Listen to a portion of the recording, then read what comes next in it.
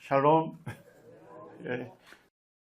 예, 오늘은 지난번에 이어서 선배들의 믿음을 본받자 하는 주제로 우리 성도님들과 말씀을 교제하겠습니다.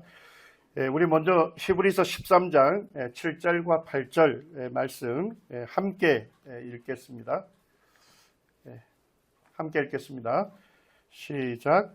하나님의 말씀을 너희에게 일러주고 너희를 인도하던 자들을 생각하며 그들의 행실의 결말을 주의하여 보고 그들의 믿음을 본받으라. 예수 그리스도는 어제나 오늘이나 영원토록 동일하시니라. 예수 그리스도, 우리가 섬기는 예수님은 어제나 오늘이나 영원토록 동일하신 분이시죠? 아멘이 됩니다. 사람은 변하는데 우리가 믿고 섬기는 주님은 영원토록 변하지 않는 분이십니다. 그런데 이 히브리서 기자는 우리에게 그들의 믿음을 본받으라고 권면하십니다. 그들의 믿음을 본받아라. 그들은 우리 믿음의 선배들을 말하고 있습니다. 우리에게 하나님의 말씀을 일러주고 우리를 인도하던 자들을 생각하며 그들의 행실의 결말을 주의하여 보고 그들의 믿음을 본받으라는 것입니다.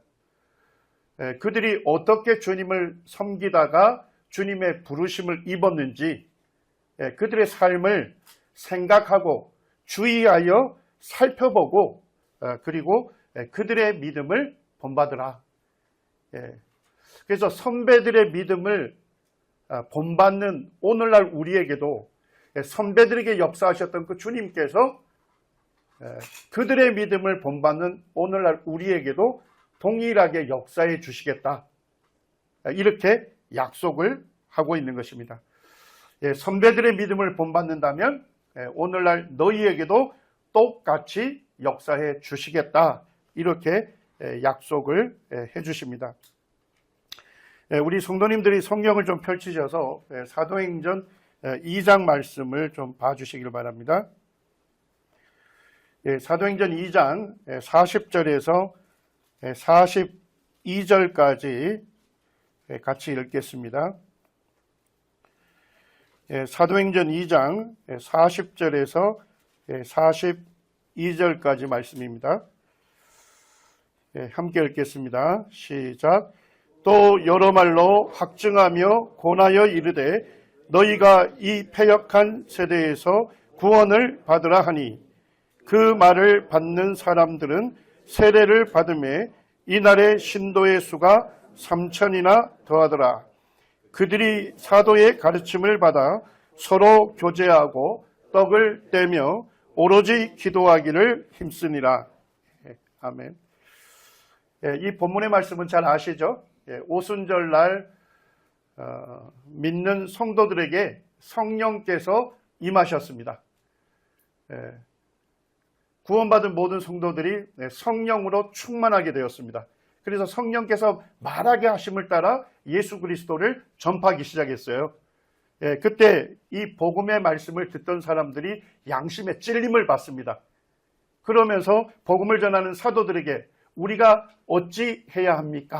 라고 그들이 묻게 됩니다. 그때 이제 사도 베드로가 그들을 권면합니다. 이 패역한 시대에서 구원을 받으라.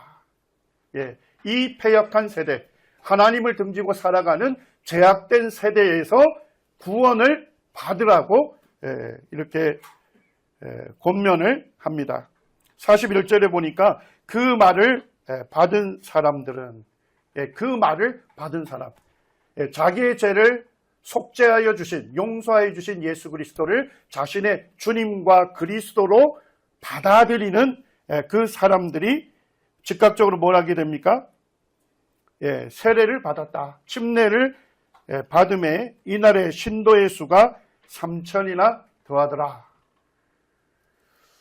오순절날 120명의 성도들에게 성령이 임하면서 성령이 우리 가운데 오시면 자기들이 믿는 예수 그리스도를 전하게 합니다.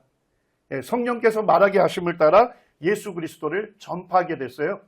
그때 예수님을 믿고 구원받는 성도들에게 누가 임하셨습니까? 그들에게도 성령이 임하게 된 것입니다. 이 42절로부터 이제 마지막 절까지 보게 되면 성령이 믿는 자들 안에 오심으로써 이 성령에 의해서 그들의 삶이 근본적으로 변화를 입는 것을 기록을 하고 있습니다. 특별히 42절에 보니까 최초에 세워진 이 예루살렘 교회 성도들이 전적으로 무엇에 힘썼는지를 우리에게 말씀해 주고 있죠. 거기에 핵심 단어 세 단어가 있습니다. 그들이 오로지 힘쓰니라. 예수님을 믿고 구원받은 성도들, 그들 안에 성령이 임하셨는데 성령이 그들 안에 임하셨을 때 그들이 오로지 힘쓰게 된 것입니다. 전적으로 힘쓴 것을 기록하고 있습니다. 첫 번째가 무엇입니까? 사도의 가르침을 받았습니다. 성령 충만한 교회의 제1 특징은 사도의 가르침을 받는 일에 힘썼다는 것입니다. 오늘날 사도가 존재하지 않지 않습니까? 그렇지만 우리 손에 무엇이 있습니까? 이 신약 성경이라고 하는 사도들의 가르침, 사도들에 의해서 온전히 계시된 말씀이 이 신약 성경으로 우리에게 있는 것입니다. 오늘날 가르침의 은사가 있는 성도들을 통해서 사도들이 계시해 주셨던 그 말씀을 우리들 가운데 전하게 하시는 것입니다. 하나님의 성령은 어떤 일을 하십니까? 하나님의 성령은 하나님의 자녀들을 하나님의 말씀으로 변화된 삶을 살게 하시는 것입니다. 성령이 우리 안에 오시게 되면요,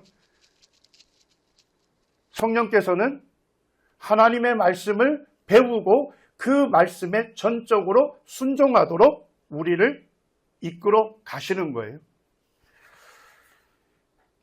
최초의 교회인 예루살렘 교회, 초대교회의 전적인 특징은 이 성경을 배우는데 힘썼습니다. 그리고 이 성경의 말씀이라고 분명하게 깨달아진다면 어떻겠습니까? 그 말씀에 전적으로 순종하는 교회였습니다. 사도의 가르침을 잘 받았기 때문에 성경에서 말씀하는 교제를 누릴 수가 있었습니다. 그리고 주님의 말씀대로 떡을 뗐습니다. 주님께서 제자들에게 부탁하신 말씀대로 이 떡과 잔을 두고서 우리를 위해서 고난받으신 주님의 몸을 상징하는 떡을 두고 또 우리 죄를 사하시기 위해서 주님께서 흘리신 그 피를 상징하는 잔을 두고서 주님의 사랑을 기억했습니다. 그리고 믿는 자에게 주시는 놀라운 구원을 베푸시는 하나님의 은혜를 기억했습니다. 그리고 그분께 찬송을 드리고 그분께 감사를 드린 것입니다. 그리고 기도하기를 힘썼습니다. 성령 충만한 성도의 특징은 기도하기를 힘쓰는 것입니다. 개인적으로 기도할 뿐만 아니라 성도들이 함께 모여서 교회가 기도하기를 힘쓰는 것입니다. 여기에 보게 되면 초대교회가 힘썼던 네 가지 그와 같은 특징들을 보여주는데 제1 특징은 바로 하나님의 말씀을 가르침 받는데 힘을 썼다는 것입니다. 그렇기 때문에 나머지 세 가지가 자동적으로 이루어지게 된 겁니다. 성경이 말씀하는 대로 교제가 풍성하게 된 겁니다. 자신이 소유하고 있는 것을 주님께서 주신 것으로 바꿔서 더 이상 자신의 것으로만 여기지 아니하고 자신이 갖고 있는 것을 누구와 함께 나눴습니까? 성도들과 함께 공유하고 나눴습니다. 그것을 교제라고 하는 것입니다. 주님의 말씀을 잘 가르침 받았기 때문에 풍성한 교제를 누릴 수 있었습니다. 그리고 주님의 말씀을 잘 가르침 받고 우리가 믿고 섬기는 주님이 어떠한 분이신지를 잘 알았기 때문에 우리가 주님께 온전한 찬송을 드리고 주님께 풍성한 감사를 드릴 수가 있었던 것입니다. 그리고 주님의 말씀의 가르침을 잘 받았기 때문에 자기 지혜와 능력으로 이 세상을 살지 아니하고 우리에게 주시는, 우리에게 지혜를 주시고 우리에게 능력을 주시는 하나님만을, 주님만을 전적으로 의지하고 주님께 기도하면서 주님을 섬겼던 것입니다. 예, 성경이 말씀하는 교회의 제일 특징은 성경을 배우는 교회입니다. 그리고 성경의 권위에 전적으로 복종하는 교회라고 우리에게 말씀하고 있습니다. 이 형제단 운동, 우리 이제 선배님들이시죠. 형제단이라는데 이 단자가 무리 단자입니다. 그러니까 아주 쉽게 번역하면 형제들 이렇게 보시면 됩니다. 믿음의 선배님들이 이와 같은 형제 운동이 일어날 때는 교회가 굉장히 초대교회 신앙에서 멀어져 있었습니다. 하나님의 말씀이 온전하게 선포되지 않았고 그렇기 때문에 서로 간에 형제자매라는 의식 속에서 풍성한 교제를 누리지 못했습니다. 그리고 이 떡과 잔을 두고서 주의 만찬이 중심이 된 이 예배가 온전하게 드려지지 아니했습니다. 그래서 이제 이 성경의 사람들이 있었어요. 성경을 읽고 성경을 연구하는 믿음의 사람들이 있었습니다. 그 사람들이 성경을 읽고 성경을 연구해 보니까 오늘날 그 당시에 교회들이 성경에서 많이 멀어져 있는 거예요. 그래서 그 당시에 이 믿음의 사람들이 초대교회의 신앙을 계승하자, 초대교회의 신앙을 이어받자, 초대교회가 힘썼던 것을 오늘날 우리도 힘쓰자 하는 그와 같은 운동이 일어났던 것입니다. 이것이 역사적으로는 언제 시작이 됐습니까? 1827년에 시작이 됐습니다. 아일랜드, 영국이라고 할 수 있죠. 거기 더블린이라고 하는 도시에 안토니 그로버스라고 하는 형제님이 거기에 예수님을 믿는 여러 교파 사람들이 모여 있었습니다. 그들에게 형제 운동의 원리를 제안함으로써 이 교회가 시작이 됐습니다. 자, 세 가지 원리를 제안했는데요. 첫 번째가 무엇입니까? 그리스도인들은 매 주일 함께 주의 만찬에 참여할 자유가 있다. 여기에서는 자신이 예수님을 믿고 구원받았다고 하는 간증만 하게 되면 어느 교파에 소속되어 있느냐를 따지지 아니했습니다. 모두가 다 함께 주의 만찬에 참여할 자유를 부여했습니다. 두 번째 원리는 무엇입니까? 그리스도인이라면 교파를 초월하여 그리스도 안에서 연합을 이루어야 한다. 자, 세 번째 원리는 뭡니까? 모든 믿는 자는 성령께서 주신 은사로 사역해야 한다는 것입니다. 우리 남원 서문교회 사역자가 누구십니까? 예? 우리 모든 형제 자매님들이 사역자입니다. 예수님을 믿었는데 성령께서 주시는 은사를 받지 않은 분들은 한 분도 안 계시죠? 우리가 구원받을 때 성령께서 우리에게 은사를 주셔요.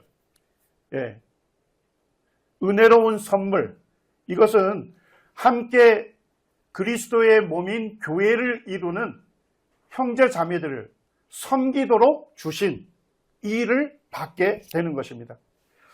우리를 가장 잘하는 분이 누구세요? 우리 주님이시죠? 그죠? 우리를 너무나도 잘하시는 분이 우리가 가장 기쁨으로 잘 수행할 수 있는 그와 같은 일을 우리에게 부여한 것입니다. 사역자라는 것은 뭡니까? 주님의 일을 하는 사람들입니다. 우리 여기에 남은 서문교회 형제자매님 한 분이 한 분이 전부 다 사역자인 것입니다. 주님께 받은 은사로 형제자매님들을 사랑으로 섬기는 이 일로 부르심을 받은 것입니다. 이 세 가지 원리에 동의하는 믿는 사람들이 함께 모여서 초대교회의 신앙을 계승하자, 이렇게 해서 교회로 모이기 시작한 것입니다. 형제님들은 성경으로 돌아가자는 열망을 가졌습니다. 그 열망, 그 열정 때문에 이 형제단 운동이 시작이 된 것입니다. 성경이 말씀하는 교회 원리에 충실한 교회를 이루자, 그런 열정으로 시작이 된 것입니다. 자, 그러니까 성경이 말씀하는 교회의 원리를 충실하게 이루려면 무엇을 잘 알아야 합니까? 성경을 잘 알아야 하는 것입니다. 형제님들에게 있어서 성경은 교리와 실행의 유일한 기초예요. 유일한 기준이었습니다. 그래서 형제님들의 가장 두드러진 특징은 뭐냐면 이 성경을 읽고 성경을 연구하는 것이었습니다. 그리고 하나님의 말씀으로 깨달으면 그 말씀을 어떻게 했습니까? 그 말씀에 전적으로 순종했던 것입니다. 알리스터 맥그라우스라고 하는 교수님이 계십니다. 이분은 이제 옥스퍼드 대학교의 그 학장을 지내신 분인데, 이분이 제임스 패커의 생애라는 책을 썼습니다. 제임스 패커라고 하는 유명한 성경학자가 저희 형제님들과 함께 주님을 섬겼습니다. 그리고 형제님들이 세웠던 리젠트 대학교에서 평생 동안 교수로 성경을 가르쳤습니다. 거기에서 이렇게 얘기를 합니다. 형제들은 뭐로 유명했습니까? 집중적인 성경 공부에 대한 그들의 관심으로 유명했고, 형제들이 만들어갔던 기독교적 제자도도 성숙한 수준으로 알려져 있다. 우리의 평가가 아니에요. 알리스터 맥그라우스는 성공의 신자이고 교수입니다. 이분이 우리 형제님들을 이렇게 평가하는 거예요. 형제님들은 집중적인 성경 공부로 매우 유명했다는 것입니다. 그래서 형제들의 특징은 뭐냐면 성경을 읽고 성경을 집중적으로 연구하고, 그리고 하나님의 말씀으로 깨달아지면 어떻게 한 것입니까? 그 말씀에 전적으로 순종하고 따랐던 것입니다. 그래서 그들이 뭐라고 합니까? 형제단이 만들어갔던 기독교적 제자도도 성숙한 수준이었다. 예수님의 말씀을 믿고 따르는 데 있어서 성숙한 제자의 삶을 살았다고 그들이 평가를 하고 있습니다. 송인규라고 하는 그 교수님이 있습니다. 이분이 이제 IVF라고 해서 우리나라에서는 기독학생회라고 합니다. 이전에 기독학생회 총무로 오랜 시간 대학생들에게 성경을 가르쳤던 분입니다. 그리고 이제 장로교 신학대학원 중에 합동신학대학원에서 성경을 가르쳤던 분이에요. 2017년에 이분이 세대주의와 종말론이라는 강연을 했습니다. 자, 이분은 어느 교파의 학자입니까? 장로교 성경학자죠. 장로교 성경학자였기 때문에 이 세대주의적인 성경 해석 체계, 또 그 결과로 인해서 이제 종말에 대해서, 주님의 오심에 대해서, 주님의 오심에 대한 이 종말론 교리에 대해서 자신은 몇 가지 부분에 있어서 동의하기가 어렵다라고 밝히면서도 형제님들에 대해서는 이렇게 말씀하고 있었습니다. 세대주의자들과 형제단은 자유주의자들이 아닙니다.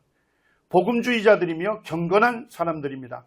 성경의 권위를 100% 인정하고 역사적인 신앙 조항들을 받아들이는 이들입니다. 기독교 형제단은 성경 연구와 경건한 삶, 그리고 선교적 열정에 있어서 탁월한 사람들입니다. 장로교 성경학자인데, 그리고 우리 형제님들이 성경을 해석하는 체계에 대해서 몇 가지 부분에서 자기 동의하기 어렵다 라고 말하면서도 형제님들은 복음주의자들이고 경건한 사람들이다. 그리고 성경의 신적 권위를 몇 퍼센트 인정한다고요? 100% 인정한다는 겁니다. 형제님들에게 있어서 아주 중요한 특징은 하나님의 말씀으로 깨달아지면 그 말씀이 어떻게 했습니까? 전적으로 순종하는 삶을 살았기 때문에 그들의 성경 연구 결과 그들은 세상 사람들과 구별된 삶, 경건한 삶을 살았다는 것입니다. 그리고 주님의 오심을 고대하면서 잃어버린 영혼들을 불쌍히 여기고 그들에게 뭐예요? 예수 그리스도의 복음을 전하는 일에 열정을 불태웠다는 것입니다. 세계적인 복음 전도자인 빌리 그레함을 잘 아시죠? 빌리 그레함이 전 세계적으로 많은 청중들에게 복음을 전한 사람이에요. 빌리 그레함이 우리 한국도 방문했나요? 예, 우리 한국에서 방문해가지고 당시 몇십만 명 사람들에게 공개적으로 복음을 전했습니다. 그리고 이 빌리 그레함이 호주에서 대대적인 복음을 전할 때, 또 영국에서 대대적인 복음을 전할 때 빌리 그레함과 함께 동역했던 교회가 어디일까요? 우리 형제님들입니다. 네.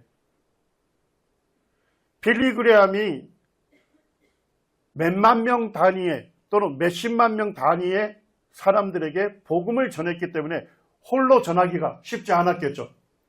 그래서 이 빌리 그레함의 전도단이 있었습니다. 전도단.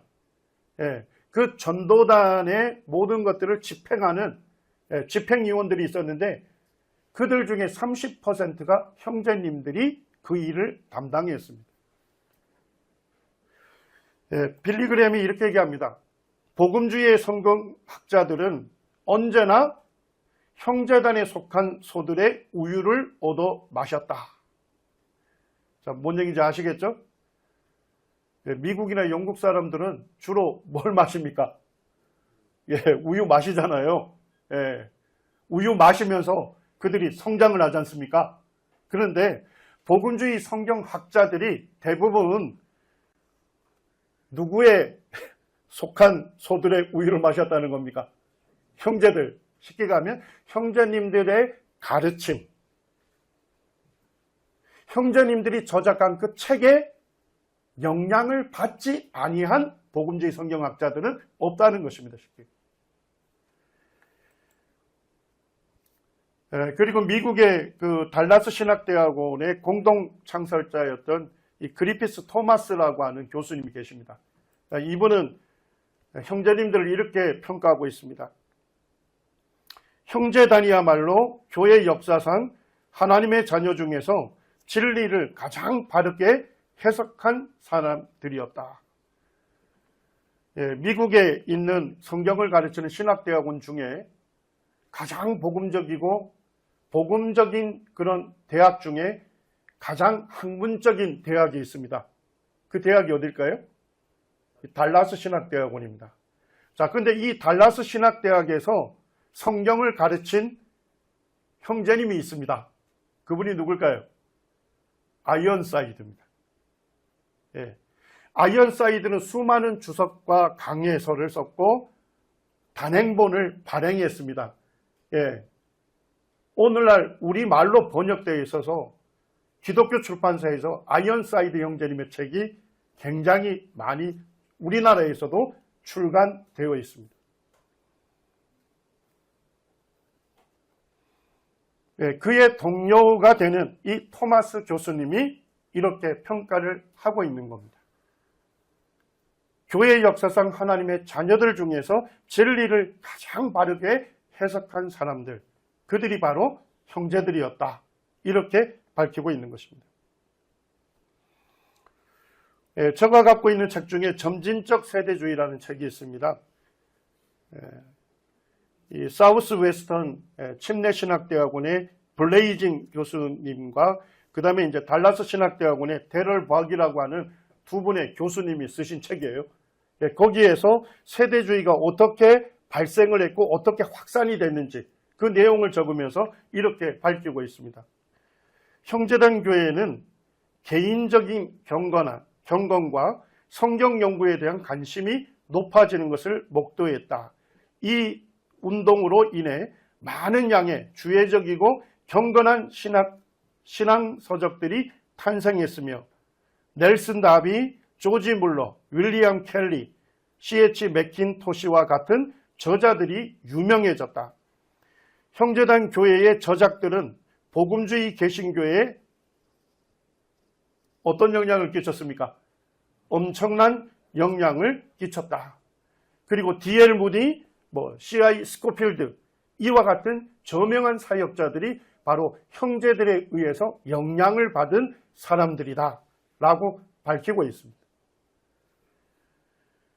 형제님들은 성경 연구에 대한 관심이 지대했습니다. 이게 우리 형제들의 특징입니다.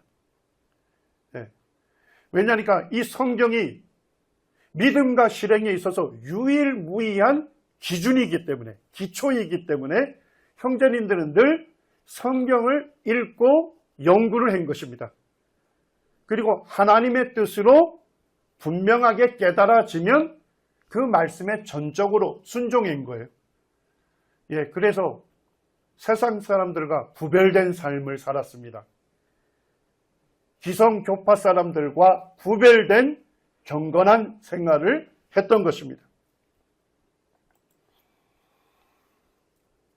브라이언 스탠이라고 하는 교회 역사가입니다. 그분이 이제 복음주의 세계 확산이라는 책을 썼습니다. 복음이 어떻게 세계에 확산이 됐는가 하는 주제로 이제 책을 썼는데요. 거기에서도 20세기 형제님들에 대해서 이렇게 평가를 하고 있습니다. 형제단은 1940년대 후반부터 영국 및 세계 보수 복음주의자들에게 상당한 영향력을 행사하기 시작했다. 아마 다들 놀랍게도 1960년대, 70년대에 보수 복음주의가 얻은 성경에 대한 새로운 지적 확신은 한때 그 특징이 전적으로 근본주의적인 것으로 간주된 한 집단 덕에 얻을 수 있었다. 즉 기독교 형제단의 진빛이 어마어마하다는 것이다. 성경에 대해서 보수적인 입장을 취한다는 것은 무엇입니까? 이 성경 전체를 누구의 말씀으로 받아들여요? 하나님의 말씀. 이 성경 전체를 성령의 감동으로 기록된 하나님의 말씀으로 받아들이는 것을 보수주의자들이라고 합니다. 1960년대, 1970년대 그때는 뭐냐면 이 성경을 하나님의 말씀이라고 하는 이 성경을 공격하는 자유주의자들이 엄청나게 늘어났어요. 성경을 하나님 말씀으로 받아들이기 어렵다 하고 성경에 대해서 수많은 사람들이 공격을 했습니다. 그런데 그와 같은 잘못된 공격에 대해서 철저하게 성경이 하나님의 말씀이라는 것을 체계적으로 연구해서 변호해 준 사람들이 누굽니까? 형제님들입니다. 우리의 평가가 아니에요. 우리 형제자매님들이 이와 같은 믿음의 선배들에 대해서 자긍심을 갖고 있습니까? 그렇다면 우리는 뭐에 힘써야 합니까? 성경을 읽고 성경을 연구하는데 힘써야 하는 것입니다. 그게 최초의 교회인 예루살렘 교회가 그렇게 했고 최초로 이방인 지역에 세워졌던 안디옥 교회가 그렇게 있고 소아시아의 전역에 주의 말씀을 전했던 에베소 교회가 그렇게 했습니다.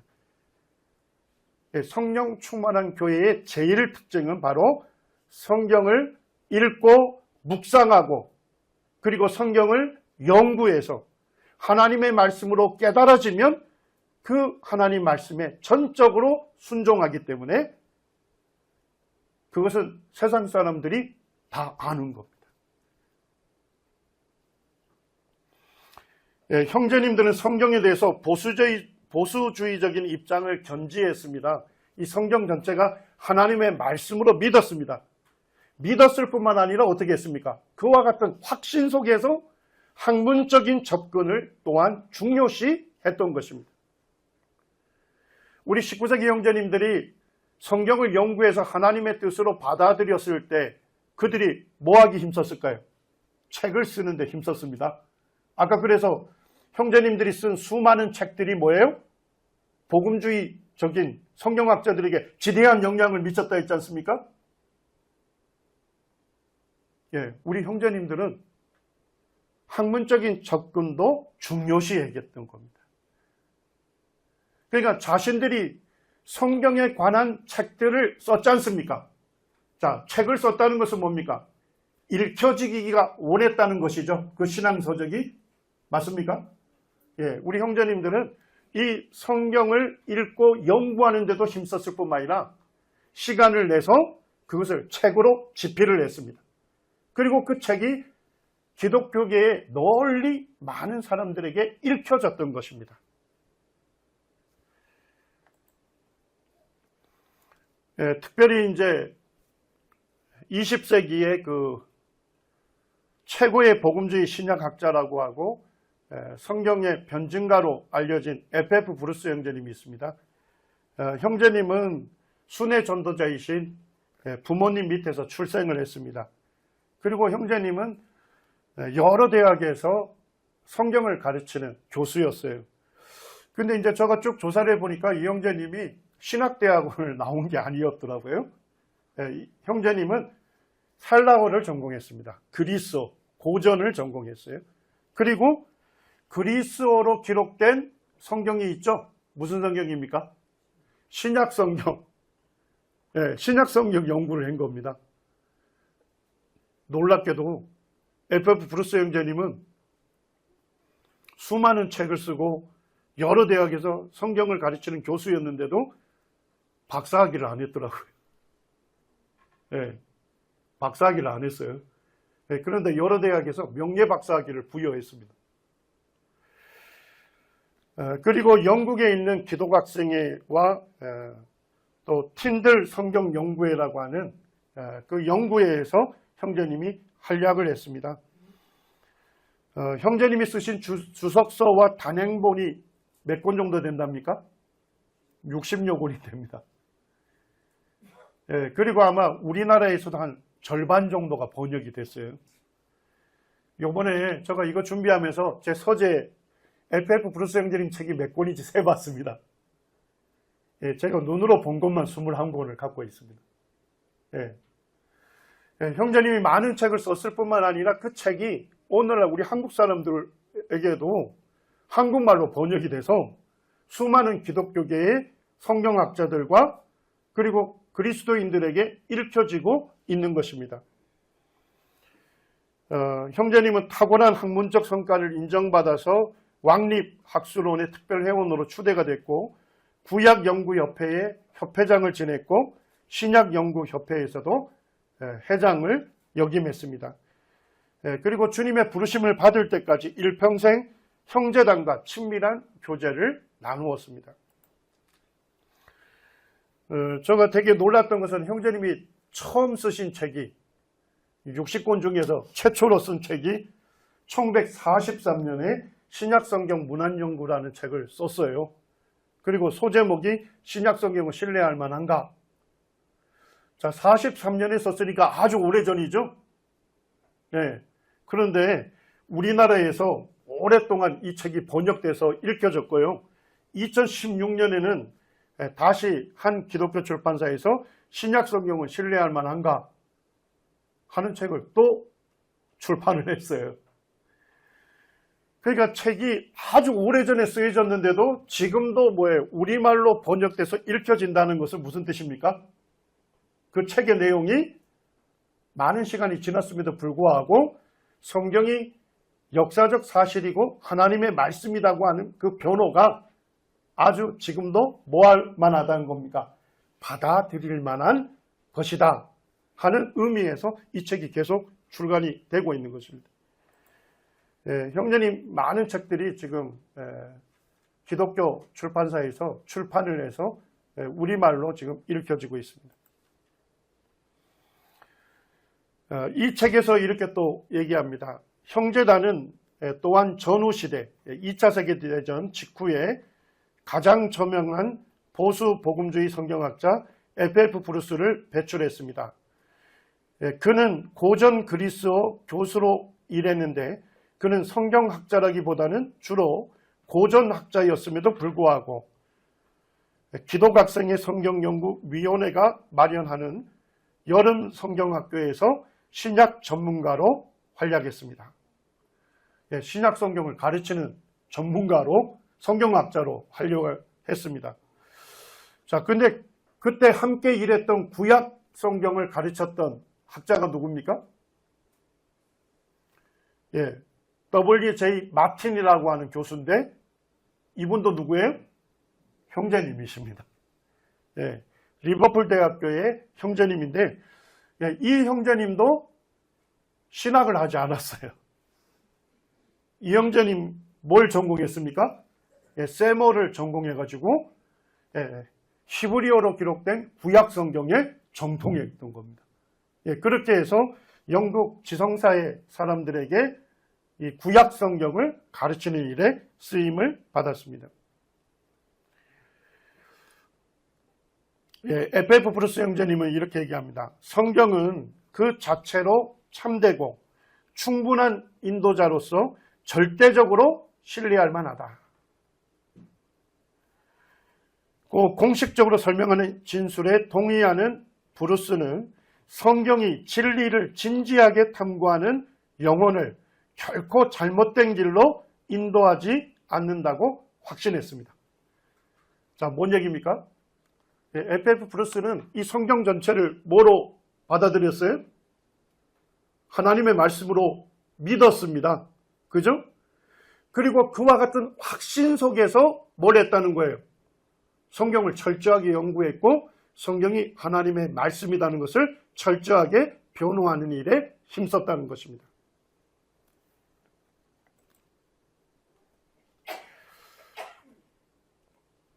근데 이 F.F. 브루스 형제님만 이렇게 쓰임받은 게 아닙니다. 구약학에서는 세계적인 명성을 얻은 이들이 거의 없다. 하지만 가장 주목할 만한 예에는 또다시 영국 형제단에 속한 두 사람이었다. 한 사람이 누굽니까? 도널드 와이즈만이라는 형제님이십니다. 또 한 사람은 휴 윌리엄스라고 하는 형제님이십니다. 제가 도널드 와이즈만 형제님에 대해서 조금 알아요. 왜냐니까 다니엘서 있지 않습니까? 제가 다니엘서에 대해서 관심이 있는데 다니엘서와 관련된 책을 읽게 되면 뭐예요? 다니엘서에 대한 수많은 공격들이 있습니다. 오늘날. 성경을 하나님 말씀으로 믿지 않는 학자들이 다니엘서를 왜 그렇게 집요하게 공격할까요? 왜 그러죠? 다니엘서 전체가 뭡니까? 예언입니다. 다니엘서를 공부하게 되면 너무나도 놀라워요. 왜냐니까 하나님께서 다니엘을 통해서 뭐예요? 미래 세계 역사에 대해서 아주 세세하게 예언해 놓은 것입니다.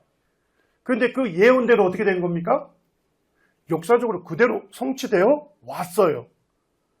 다니엘서를 연구하게 되면 성경은 하나님의 말씀이고 하나님은 세상 역사를 주관하시는 살아계신 하나님이신 것을 알 수가 있습니다.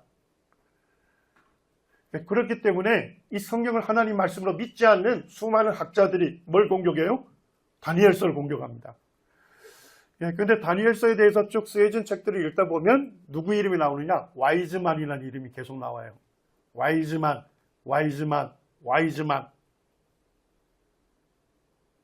이 형제님이 뭐예요? 성경을 공격하는 그들의 공격이 잘못된 공격이라고 철저하게 변호해 주고 있는 것입니다. 제가 다니엘서를 가르칠 때 가장 많이 참고하는 문헌이 와이즈만 형제님 거예요. 수많은 잘못된 공격에 대해서 그들의 공격이 잘못된 공격이라는 것을 그대로 밝혀주고 있습니다. 이런 형제님들이 성경이 하나님의 말씀이라는 것을 체계적으로 변호해 준 분들입니다. 이런 형제님들 때문에 보수 복음주의 기독교계에서 아주 성경을 하나님 말씀으로 받아들이도록 큰 영향력을 미쳤다는 것입니다. 제가 조금 살펴봤는데요. 이 도널드 와이즈만이라는 형제님의 아버님이 계셨어요. 이분이 이제 PJ 와이즈만이라고 하는데, 이분이 이제 영국의 그 장군이었더라고요. 장군이었고, 이라크의 파병 사령관이었습니다. 그리고 이제 이 와이즈만 형제님은 이 성경 연구에 관심이 있었어요. 자, 이라크는 뭐의 무대입니까? 구약 성경의 무대지 않습니까? 예. 그래서 형제님이 그곳에서 고고학 발굴에도 참여를 합니다. 그러면서 형제님이 이렇게 자신을 밝히고 있습니다. 나는 고등비평 속에서 자랐다. 이 얘기 뭔 얘기냐면 성경을 하나님 말씀으로 믿지 못하도록 하는 그와 같은 문화 속에서 자랐다. 결과적으로 성경의 오래전 기록된 진리들을 믿지 않게 되었었다. 그 이후로 나는 수천의 판본들을 판독했고 더욱 공부할수록 나는 성경이 사실이라는 것을 믿게 되었다. 예, 그리고 그 형제님의 아드님이 도널드 와이즈만 형제님이 런던 아시리아 학 교수로 이분이 성경을 연구하면서 열왕기 상하라고 하는 주석서를 남겼습니다. 그 다음에 휴 윌리엄스 이 옥스퍼드 대학교 교수님은 지금도 살아계셔요. 형제님은. 형제님은 젊었을 때 우리 모임에서 성경을 가르치는 교사의 일을 하면서도 옥스퍼드 대학교의 교수직을 수행했습니다. 형제님은 이스라엘 고고학 협회의 협회장을 지내신 분입니다. 우리 북카페에 가게 되면 여러 주석서들이 있죠. 거기에 보면 WBC라고 하는 주석서가 있어요. 거기에 에스라 느헤미야 주석서가 있는데 그것을 쓰신 분이에요. 휴 윌리엄스 형제님. 형제님이 이렇게 밝힙니다. 성경학자가 되면서 내 설교에 큰 변화를 가져오게 되었습니다. 내 믿음이 나로 하여금 학문 활동에 대해 사명감을 가지도록 했습니다. 자, 무슨 말씀입니까? 자, 형제님은 뭐예요? 이 성경을 뭐로 믿는 사람이에요? 하나님의 말씀으로 믿는 사람이었기 때문에 이 성경이 하나님의 말씀이라는 확신 가운데에서 이 성경을 철저하게 연구해서 성경을 믿을 만한 하나님 말씀으로 책을 저술하고 가르쳤다는 것입니다. 그 일에 사명감을 갖게 되었다는 것입니다.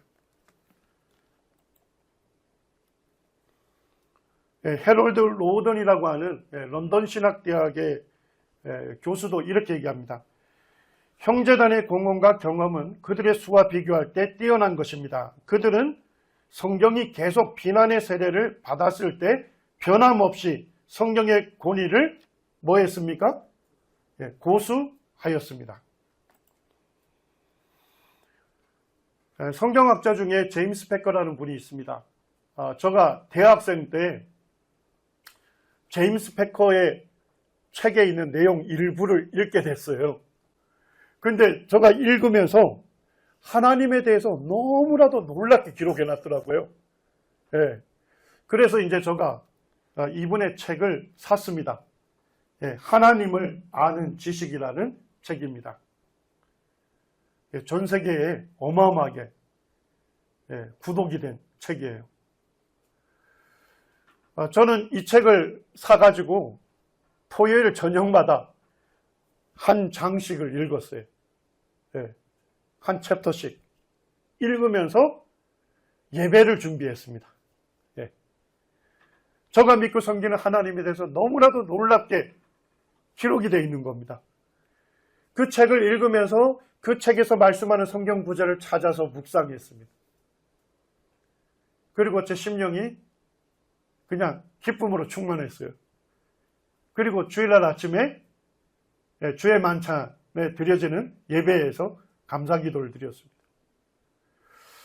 그래서 제가 우리 형제님이 아니신 분들 중에서도 이렇게 하나님에 대해서 놀랍게 깨닫고 쓰는 분들이 있구나, 그런 생각을 했어요.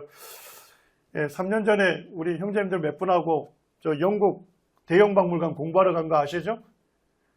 그때 주일을 영국에서 보내게 됐습니다. 그래서 이제 어느 모임에서 예배를 드려야 하는가 검색을 했어요. 검색하다 보니까 제임스 스트리트 교회가 있더라고요. 근데 거기에 역사란에서 이렇게 얘기합니다. 제임스 스트리트 교회에 주목할 만한 과거 신자로는 제임스 패커가 학생이었고 나중에 기독교 고전인 하나님을 아는 지식의 저자가 되었다. 봤더니까 제임스 패커가 대학생 때 기독학생회라고 하는 거기 다녔는데 거기에 리더들이 누구였어요? 형제님들이었어요. 그래서 형제님들과 함께 우리 모임인 제임스 스트리트 교회에서 주님을 섬겼던 것입니다. 그리고 이제 알고 봤더니까 캐나다에 그 리젠트 대학이 있습니다. 누가 세웠을까요? 형제님들이 세운 대학이에요. 캐나다 밴쿠버 지역의 많은 형제단 신자들 사이에서 이루어진 협력으로 이 리젠트 대학이 세워졌습니다. 그리고 이 세워지는 데에 FF 브루스 형제님하고 그의 제자인 가스크 형제님이 함께 도왔다라고 기록되어 있어요. 근데 거기에서 1979년부터 주님의 부르심을 입을 때까지 그곳에서 누가 성경을 가르쳤습니까? 제임스 패커가 가르쳤습니다. 그래서 제가 보면서 제임스 패커도 누구의 영향을 받았습니까? 형제님들의 영향을 받은 분이었고, 이분이 일생의 대부분을 형제님들이 세웠던 리젠트 대학에서 성경을 가르쳤습니다. 마지막 한 분은 지금 현재도 살아계신 분이에요. 잘생긴 할아버지. 존 레녹스 형제님입니다. 형제님은 지금도 이제 옥스퍼드 대학교 수학과 교수이시고 세계적인 기독교 변증가입니다. 형제님에 대한 책들이 요즘 많이 출판이 되고 있어요. 우리말로.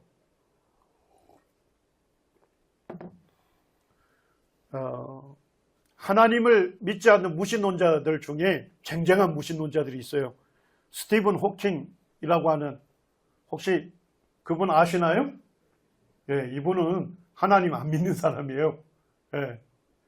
하나님께서 우주를 창조하신 것이 아니라 우주의 만유인력 법칙에 의해서 우주가 질서정연한 우주가 되었다.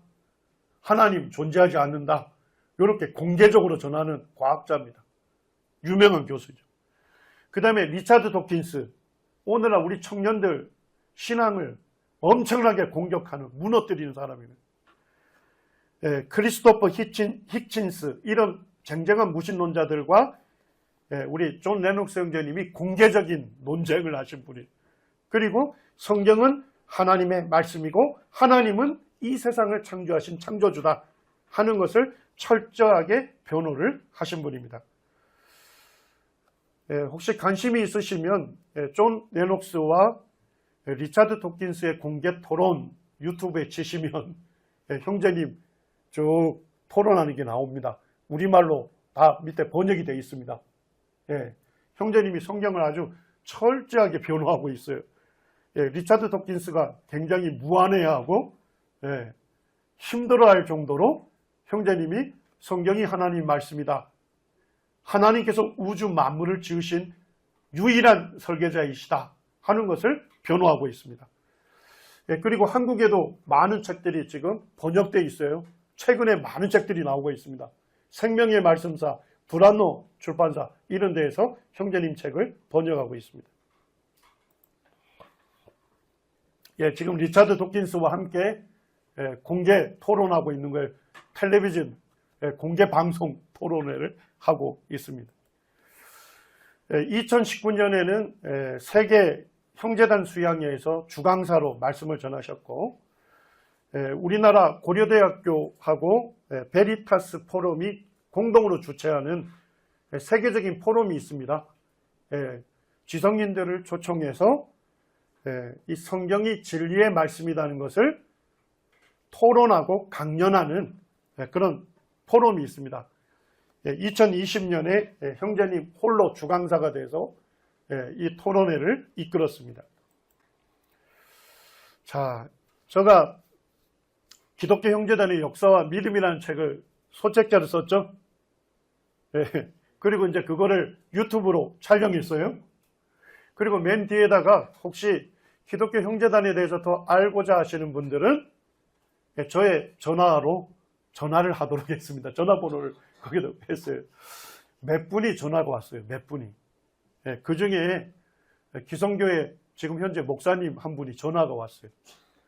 그러면서 저에게 이렇게 얘기하는 거예요. 당신이 쓴 책을 읽어보니까 그 책의 형제단의 형제들 중에 내가 알고 있는 분들이 굉장히 많네요. 정말 그분들이 정말 하나님의 교회에 놀라운 쓰임을 받은 주의 종이라는 걸 알게 됐습니다. 형제단이 어떤 분들인지 알게 됐다는 거예요. 그러면서 그까지는 좋았어요.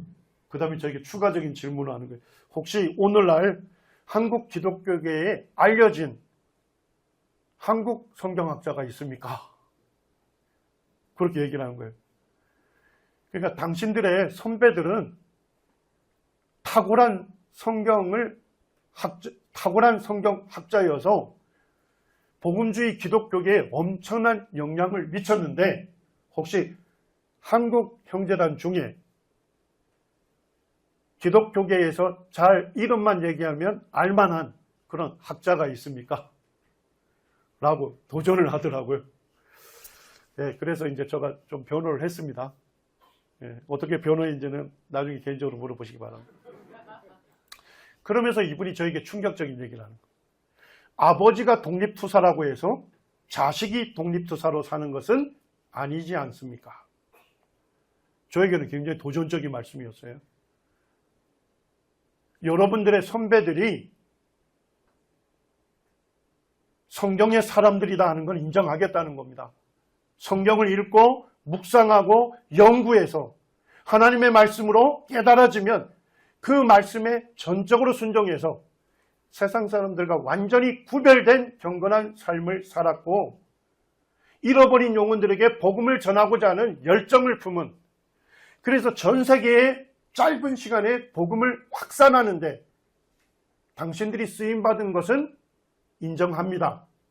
그런데 오늘날 한국 형제님들도 그와 같은 일에 쓰임받고 있는 분이 계십니까? 그 얘기였어요. 그러니까 그분이 저에게 권면한 것은 자긍심으로 끝나지 마라. 당신이 정말로 그 믿음의 선배들의 후배라고 한다면 당신도 성경의 사람이 되라. 저에게 굉장히 도전적인 질문이었습니다. 어떻습니까? 우리 형제자매들 도전이 되지 않습니까?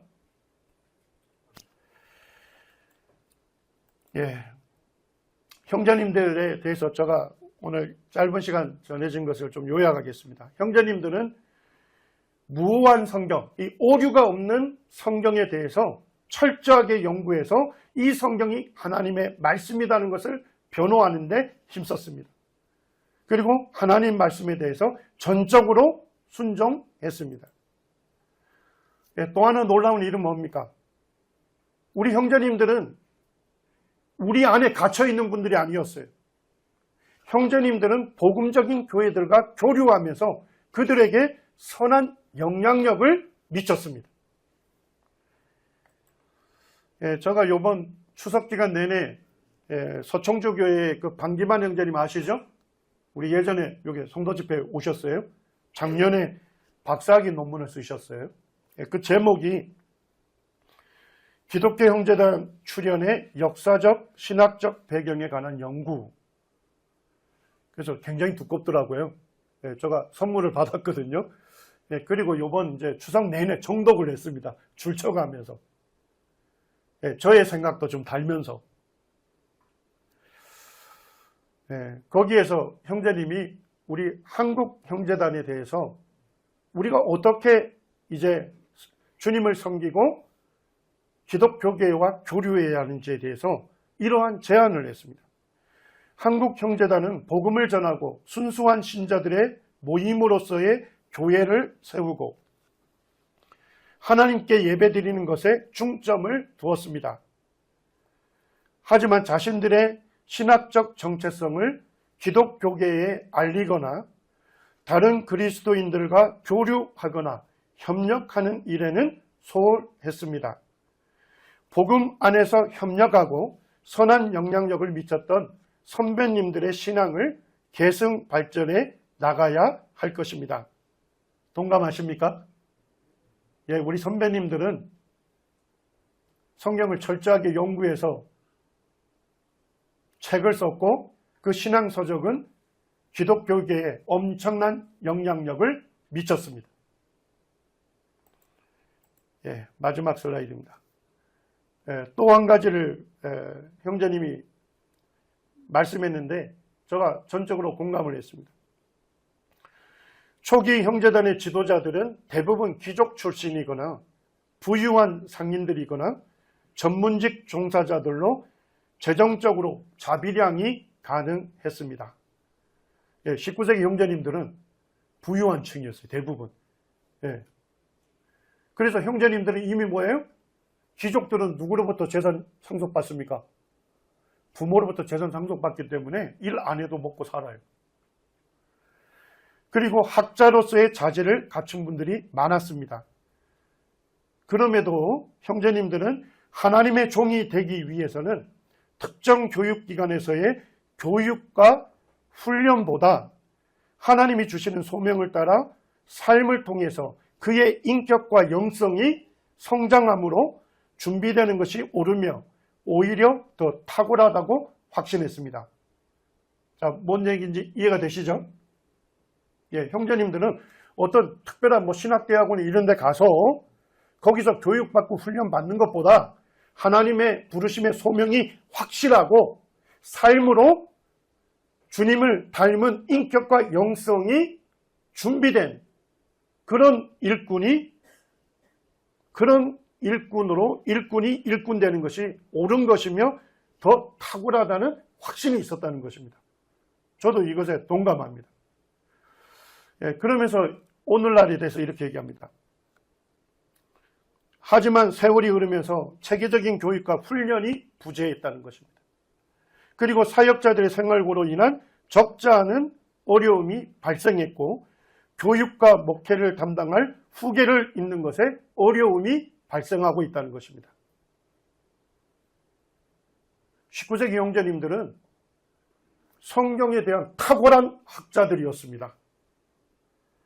그렇기 때문에 다음 세대에 대해서 체계적인 성경 교육과 경건한 삶을 훈련시켰습니다. 근데 시간이 많이 흘렀잖아요. 맞습니까? 오늘날 이와 같은 체계적인 교육과 훈련의 부재, 그리고 사역자들은 생활고로 인해서 적지 않은 어려움을 겪고 있어요. 쉽게 가면 교회 사역에만 집중하지 못하는, 성경 연구에 집중하지 못하는 여러 어려움들을 갖고 있는 것입니다. 지식과 훈련보다 그의 인격과 믿음이 반드시 우선되어야 할 것입니다. 맞습니까? 예, 이건 전적으로 동감인 것입니다. 예, 그럼에도 불구하고 형제단의 신학 체계를 세우고 우리가 믿는 바에 대해서 분명하게 체계를 세우고 체계적인 방식으로 훈련하고 성경을 교육함을 통해서 형제단의 정체성을 확립하고 그리고 형제단이 믿고 실행하는 것에 대해서 그 장점들을 계속 계승하고 발전시켜야만 한다는 것입니다. 예, 제가 이 시간에 우리 형제 자매님들과 나눈 것은 뭐냐면 우리들 중에 가르침의 은사를 받은 형제님들이 성경에 집중적으로 연구해서 그와 같은 것을 우리 교회 가운데서 가르쳐서 우리 형제자매님들이 성경에 대해서 올바른 해석, 올바른 분별을 갖고서 올바르게 믿고 섬겨야 합니다. 맞습니까? 그럴 뿐만 아니라 이와 같은 것을 책으로 집필을 하고 이와 같은 책들이 기독교계에 선한 영향력을 미치는 데까지 교회가, 오늘날 우리 교회가 기도하면서 준비해 가야 하는 것입니다. 예, 우리들 가운데서도 이와 같은 성경학자들이 세워져서 성경의 진리를 밝히 빛내는 이와 같은 일들이 우리 가운데 계속 일어나기를 간절히 기도합니다. 감사합니다.